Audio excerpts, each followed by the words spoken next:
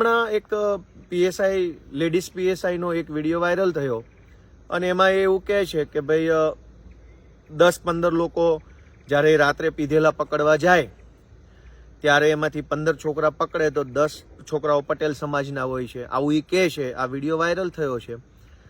પહેલી નજરે કોઈ માણસ આ વિડીયો સાંભળે ને તો એને આમ ડોકું હલાવવું પડે કે હા વાત સાચી છે, આ તો બહુ ખરાબ છે, બહુ ખોટું છે, આવું ન હોવું જોઈએ.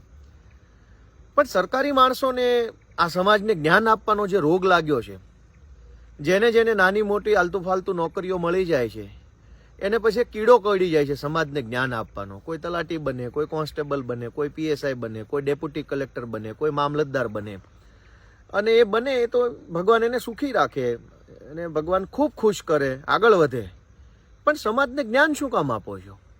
કેમ કે આપણે કાચના ઘરમાં રહીએ છીએ. સરકારી માણસોની એટલી હિંમત નથી કે ગમે તેવું અધમમાં અધમ, જૂઠમાં જૂઠ, હળાહળ અધમ કૃત્ય થતું હોય તો પણ પોતાના ઉપરી અધિકારીને ધ્યાન દોરી શકે, સૂચન આપી શકે, રોકી શકે એવી ઓકાત ગુજરાતના એક પણ સરકારી માણસમાં નથી.